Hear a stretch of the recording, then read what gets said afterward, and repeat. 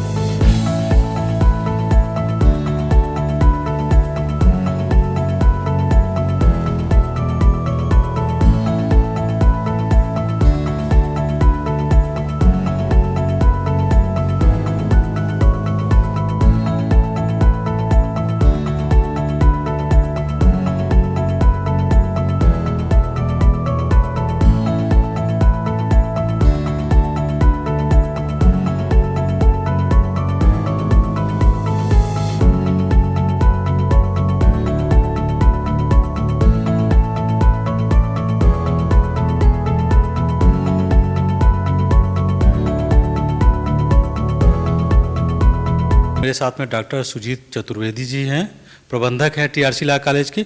बड़ी उपलब्धियां साथ में हैं, 11 किताबों को ये रचयिता कह लीजिए, लेखक कह लीजिए। सर स्वागत है आपका। आपका भी बहुत बहुत स्वागत है, आपकी पूरी टीम का स्वागत है टीआरसी लॉ कॉलेज में। आज बात करते हैं सर, टीआरसी लॉ कॉलेज में है, सुप्रीम कोर्ट में बहुत सारे केस पेंडिंग है, हाई कोर्ट में बहुत सारे केस पेंडिंग है और लोअर कोर्ट में बहुत सारे केस पेंडिंग है। आप अधिवक्ता बनाते हैं, क्या खास है यहाँ? यहाँ पर खास बताएं आपको तो मैं आपको बताऊं कि सुप्रीम कोर्ट केसेस यहाँ पर स्पष्टतः देखे जा सकते हैं। रोज शाम को आप देख सकते हैं कि आज सुप्रीम कोर्ट में क्या हुआ। और मनुपात्रा जैसे बहुत अच्छे ई जर्नल्स यहाँ पर हैं, जो ई जर्नल जितने भी हैं वो सब लोग देख सकते हैं। और पूरा कैंपस वाईफाई है, इसलिए कोई भी व्यक्ति किसी भी समय लॉगिन कर सकता है। यानी कहा जा सकता है कि तकनीक का भरपूर इस्तेमाल है, पलक झपकते ही अगर वहां पे अपलोड हुआ तो यहाँ आप बैठ के सारी चीजें देख सकते हैं। बिल्कुल ऐसा ही हो सकता है, बिल्कुल ऐसा। अब बात करते हैं एलएलबी की, एलएलएम की और पीएचडी की। जैसे आपका ये जो लॉ कॉलेज है, बहुत सारे बच्चों को पता ही नहीं होता कि बेसिकली क्वालिफिकेशन क्या है लॉ करने की, और लॉ को एक रहस्य मानते हैं। दिमाग में तो आता है लेकिन यहाँ तक पहुँच नहीं पाते। तो पहले तो बताइए एलएलबी क्या होती है, उसकी क्वालिफिकेशन क्या है?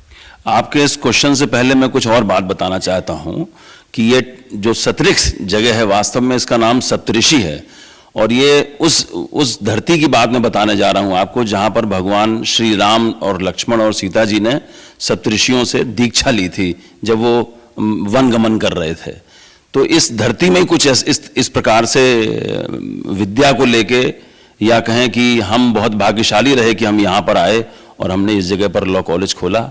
बाराबंकी का सबसे पहला लॉ कॉलेज है। 2007 में हम इस्टेब्लिश हुए यहाँ पर। और सबसे पहले लॉ कॉलेज होने के नाते हमने जो यहाँ पर डेवलपमेंट किया, उसमें हमको पहली बार 3 साल का लॉ मिला बीसीआई से, और उसके बाद 5 साल का लॉ मिला। 3 साल का लॉ ग्रेजुएशन के बाद होता है। ऐसे लोग जिनकी 45% जिनकी परसेंटेज है, या ओबीसी जिनकी 42% है, या एससी जिनकी 40% है ग्रेजुएशन में, वो एडमिशन ले सकते हैं यहाँ पर। और 5 साल वाले में जो क्लास 12th पास करके आए हैं और क्लास 12th में उनकी 45% है, अगर परसेंटाइल है, तो वो भी एडमिशन ले सकते हैं। यानी 5 साल का अगर एलएलबी करना है तो 12वीं क्वालिफिकेशन मान्य है। अगर 3 साल की एलएलबी आप करने आते हैं तो एटलीस्ट ग्रेजुएट आपको होना चाहिए, यही कहा जा सकता है सर सब? बिल्कुल यही बात है, बिल्कुल यही बात है। अभी बीसीआई ने डिप्लोमा वालों को और इंसर्ट किया है, और डिप्लोमा जिनका 45% है वो भी LLM में LLB में एडमिशन ले सकते हैं। ये डिप्लोमा का क्या कॉन्सेप्ट है? कुछ नया सा लग रहा है, क्योंकि देखिए LLB LLM से सब परिचित है, डिप्लोमा वर्ड क्या है और इसमें क्या चीज़ें होती हैं? मैं आपको बताऊं कि BCI ने LLB को कई जगह से जोड़ दिया है। जैसे BA LLB हो सकता है, BCom LLB हो सकता है, BBA LLB हो सकता है, MBBS के साथ भी LLB हो सकता है, BTech LLB भी हो सकता है। ये कुछ नई विधाएं BCI ने जोड़ी हैं। इसी के तहत उनको लगा कि जो इंजीनियर है वो BTech LLB करने के बाद आए, इससे अच्छा डिप्लोमा करके भी वो आ सकता है, तो डिप्लोमा करके वो पंचवर्षीय पाठ्यक्रम में एडमिशन ले सकता है। तो ये कहा जा सकता है कि जितनी बातें आपने कही कि एक BTech होल्डर भी कर सकता है या कॉमर्स का ग्रेजुएट भी कर सकता है, तो ये सुविधाएं अपने इस कॉलेज में उपलब्ध हैं? नहीं, इस कॉलेज में नहीं उपलब्ध है। इस कॉलेज में केवल हमारे पास BA LLB है और हमारे पास LLB है। तो बेसिकली जो सिंपल LLB है जो 3 साल की है, उसके लिए क्वालिफिकेशन ग्रेजुएट किसी भी स्ट्रीम से होनी चाहिए? हाँ, किसी भी स्ट्रीम में ग्रेजुएशन होना चाहिए, लेकिन उसके मैंने बताया आपको कि OBC के लिए 42%, जनरल के लिए 45% और SC के लिए 40% अगर उसके ग्रेजुएशन में है, then he can take admission. तो एडमिशन की क्या प्रक्रिया होती है? क्योंकि बहुत सारे लोगों को लगता है कि LLB एक रहस्य जैसा है, नज़दीक तक आते नहीं, दरवाजे से घूम के चले जाते हैं। तो एडमिशन की प्रक्रिया क्या है? एडमिशन की प्रक्रिया है पहले आओ पहले पाओ। जो पहले आके अपनी मार्कशीट वगैरह ला के यहाँ पर दिखाता है और उसका इंटरेस्ट होता है एडमिशन लेने के लिए, तो वो एडमिशन ले लेता है। तो बात होती है सर फीस की, जब एडमिशन कराने आए तो फीस क्या है? सेमेस्टर प्रणाली चल रही है या पहले से ही वार्षिक प्रणाली चल रही है, जो साल में एक बार एग्जाम होता था? क्या है एग्जाम पैटर्न, क्या है? एग्जाम पैटर्न तो BCI ने बना रखा है कि सेमेस्टर सिस्टम कर रखा है BCI ने, और ये 2008 से सिस्टम चल रहा है सेमेस्टर सिस्टम। और हर सेमेस्टर की फीस हम अलग अलग लेते हैं। 12,500 रुपये मात्र सेमेस्टर की फीस है, जिसमें एग्जामिनेशन वगैरह सभी इंक्लूडेड हैं, सारी चीज़ें इंक्लूडेड हैं। और हर सेमेस्टर में हम स्कॉलरशिप भी देते हैं। 2 तरह की स्कॉलरशिप है, एक जो गवर्नमेंट प्रदत्त जो शासन देता है, और एक हमारी तरफ भी स्कॉलरशिप है। हमने एक स्कीम चला रखी है, ऐसे स्टूडेंट जो गरीब घर के हैं और जिनको स्कॉलरशिप नहीं मिल सकती किसी भी कारण से, हम कोशिश करते हैं कि उनको 18% तक की हम स्कॉलरशिप देने का प्रयास करते हैं। तो ये कहा जा सकता है कि जो गरीब बच्चे हैं जिनको सरकार के अलावा भी अगर ऐसी जरूरत लगती है, तो ये कॉलेज खुद से इस व्यवस्था को वहन करता है, छात्रवृत्ति के नाम पर उनको सहयोग करता है? बिल्कुल सहयोग करते हैं, बिल्कुल। ये हमें लग रहा है कि कुछ खास है आपके कॉलेज में, क्योंकि बहुत सारे कॉलेजों में ये सुविधाएं नहीं है, जहाँ तक हम लोगों को जानकारी। हाँ, ये आप लोगों की, देखिए आप लोगों का काम जानकारी लेना है, मुझे तो नहीं मालूम है कि और कॉलेजों में है कि नहीं, लेकिन मैं अपने कॉलेज की बता सकता हूँ कि हम 18% तक मैक्सिमम स्कॉलरशिप देने का प्रयास करते हैं। जो बच्चे यहाँ आते हैं एडमिशन लेने के बाद, उनकी पढ़ाई किस तरीके से होती है? क्लासेस का चलना, क्या टाइमिंग होता है? और उसके बाद फिर एग्जामिनेशन साल में 2 बार होता है, तो एग्जाम कब होता है? कोशिश ये रहती है कि हम 9:30 से 3:30 अपने क्लासेस चलाते हैं, और हमारे क्लासेस आप जाके देख पाएंगे, क्लासेस में सारे क्लासेस स्मार्ट क्लासेस हैं।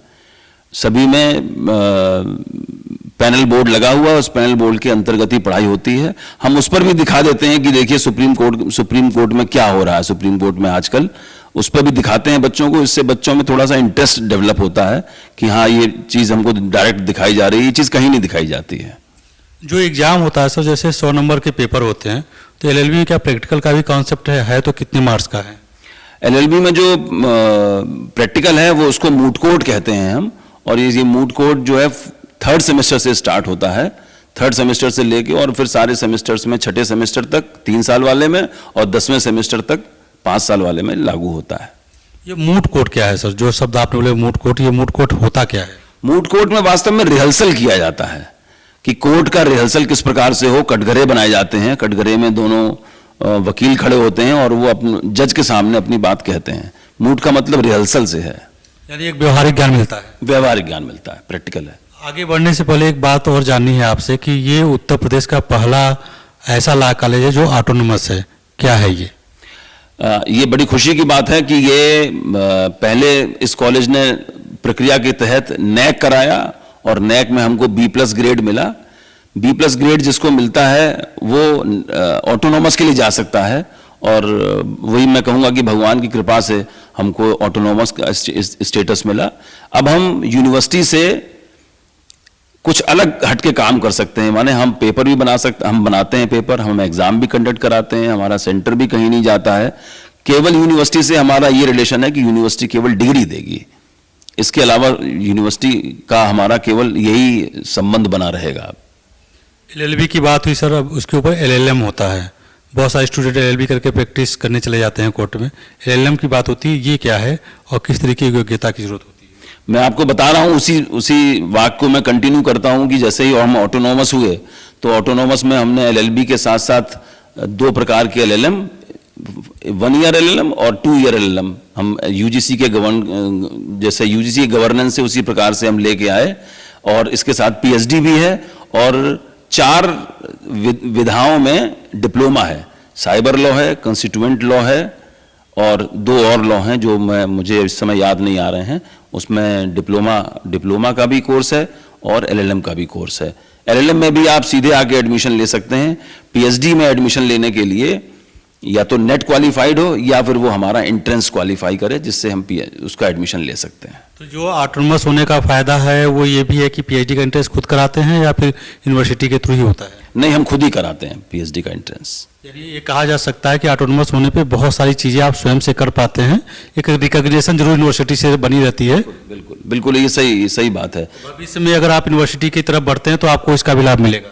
नहीं, law university, self finance law university का भी उत्तर प्रदेश शासन में कोई प्रावधान ही नहीं है। कोई प्रावधान नहीं है? कोई प्रावधान नहीं है। अगर होता तो कब का हो चुका होगा? हाँ, अगर होता तो हम भी प्रयास करते। ये देश का पहला ऐसा सेल्फ फाइनेंस ऑटोनोमस कॉलेज है, ये क्या है ये खास? देश का पहला, मैं तो ऐसे इसको कहता हूं कि हम उत्तर प्रदेश में सबसे पहले सेल्फ फाइनेंस लॉ कॉलेज हैं और देश में के भी सबसे पहले सेल्फ फाइनेंस लॉ कॉलेज हैं। इसको बताते हुए मैं अपने आप को बड़ा गौरवान्वित महसूस करता हूं कि हमने सबसे पहले अचीवमेंट किया है और इसी के तहत ही अभी इस कॉलेज को हम आगे बढ़ाने का प्रयास करेंगे उत्तरोत्तर। जिस प्रकार से और भी सरकार के और भी जो भी नियम कानून होंगे ऑटोनोमस लॉ कॉलेज के लिए, हम उसको पालन करने की पूरी कोशिश प्रयास करेंगे। बात होती है सर कि बहुत सारे लोग सोचते हैं सीट कितनी है, भाई बहुत जगह सीट जल्दी भर जाती है, बहुत जगह देर से भरती है। जहाँ सीट ज़्यादा होती है बच्चे वहाँ जाना ज़्यादा प्रेफर करते हैं, उनको लगता है कि पीयर ग्रुप अच्छा मिलेगा, तो सीखने को पढ़ने को एक पॉजिटिव कंपटीशन रहेगा। अपने यहाँ क्या है? अपने यहाँ मतलब मैं तो बड़ा पॉजिटिव हूँ इस मामले में कि हमारे यहाँ पढ़ाई लिखाई बहुत होती है। इस समय भी आप जाएंगे तो क्लासेस में देखेंगे तो क्लासेस चल रहे हैं इसमें पूरी तरीके से।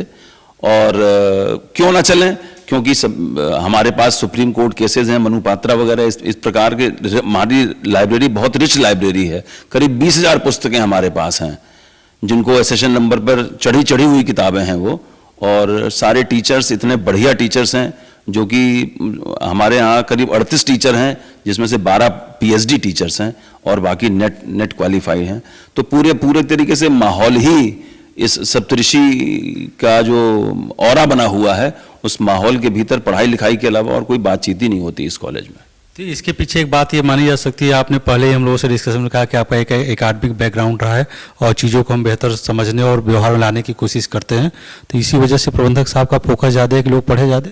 हाँ, आप कह सकते हैं, आपकी सोच बहुत अच्छी है, आपका डिसीजन भी हमको, मुझे लग रहा है कि आप निर्णायक उसमें हैं कि मेरी सोच वास्तव में एकेडमिक बैकग्राउंड होने के कारण से मैं इतना कर पाया।